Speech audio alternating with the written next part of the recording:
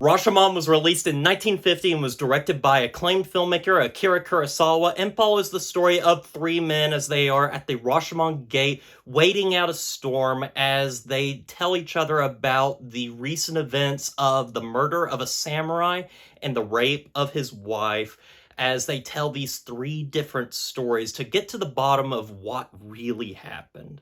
Guys, Rashomon is a movie that I've been really looking forward to talking about for some time. In fact, I've really been wanting to talk about an Akira Kurosawa film, but I knew when I finally talked about him, I had to talk about this film in particular because I think this might absolutely be his masterpiece of the films that I have seen. And I love the themes that it deals with in this film, particularly about the morality of man, particularly when looking at the priest character throughout the film, who is questioning his own faith as well as the morality of man. Does he have hope in man? And should we? Because these events are so horrific, and we see throughout the film that people have very different stories about what happened to this samurai and his wife, and it's just an interesting film nonetheless that really makes you question things and think about things in a completely different way.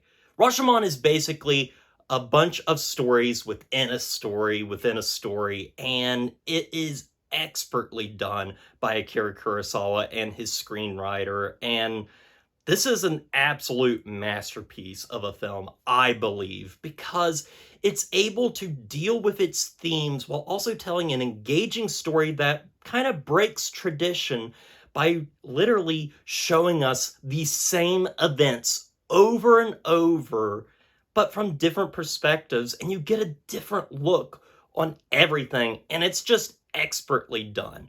From the craftsmanship of the cinematography and the production design to the acting on display. This is a wonderful film for any film student or any lover of film to really sit down and get their teeth into. I particularly love the opening of this film as we look down on the Rashomon Gate with all this rain just everywhere as these three men are, just sitting around talking and trying to wait out this storm, and it's beautifully shot. Akira Kurosawa is known for his rain, and this is an example of that. Just how he is able to layer a scene with rain, with a beautiful set and a beautiful score as well, is just very well done. But the meat of the story itself focuses on the murder of this samurai and the rape of his wife. And it's really well done. Obviously, this is the heart of the film. And what makes this work is the acting between the three characters, the samurai, the wife, and the thief, played by the master himself, Toshiro Mifune, who is, without a doubt, one of the greatest actors to ever live.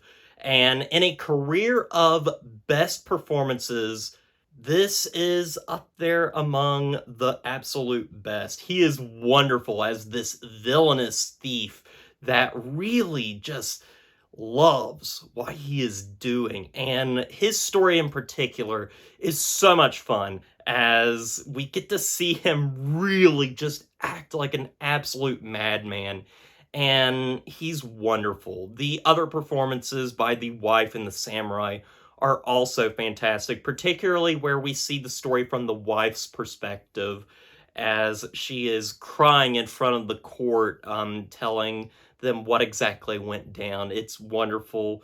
The also sword fight that is in the film, or the multiple sword fights, are also very well choreographed. I mean, obviously, Akira Kurosawa has had some, expertise in sword fighting, particularly with movies later on, such as Seven Samurai, as well as Yojimbo, but the fight scene in particular is very well choreographed here, and it's a lot of fun, despite the really horrifying stuff that is going on throughout the film. It's just a delight to watch from beginning to end, and it really makes you think throughout every single frame that you're watching. You're really just, you're watching these stories and trying to figure out what it all means at the very end.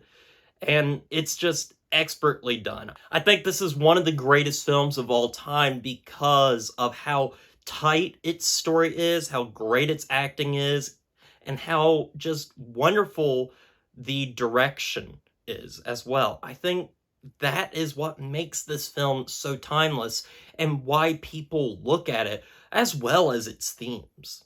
Moving forward, I'm going to talk a little bit about spoilers, so if you do not want to be spoiled for this movie that came out in 1950, please go to the time code below, and for those that want to stick around, stick around. So, more or less, what I absolutely love about this film, and my favorite part in particular, is the third act, where we get the fourth and final story told by the woodcutter, who has lied throughout the story and actually did see the events transpire, and we see his new perspective of what actually happened. And it is the absolute best story because, for one, it's what we perceive to be the truth as he finally tells it.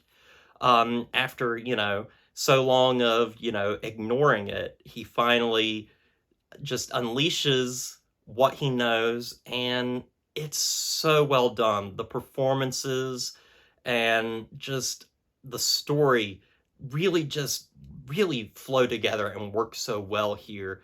And at the very end of the film, when all the characters begin to part their ways after knowing the events of what actually happened, I really love that the focus of this film has really been on the character of the priest really kind of losing his faith in humanity.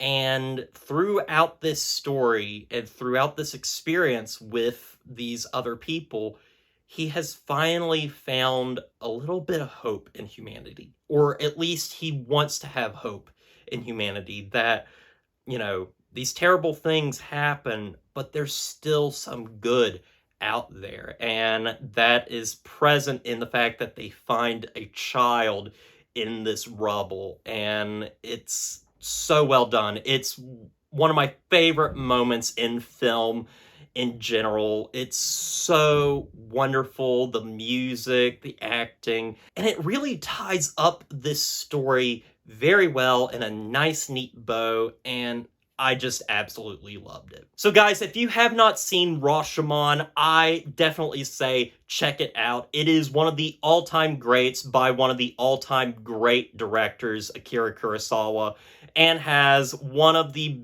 best actors to ever grace the screen in Toshiro Mifune, and I just cannot recommend it enough. I recommend it for students that want to get into film, people that want to look at film criticism and film theory, and people that just want to see what some of the greatest films of all time are like. So anyway, guys, with all that said, I'm going to give Rashomon a 9 out of 10. Well, guys, I want to thank you for watching this review. I hope you enjoyed it. And as always, don't forget to like, comment, and subscribe to the channel. And stay positive.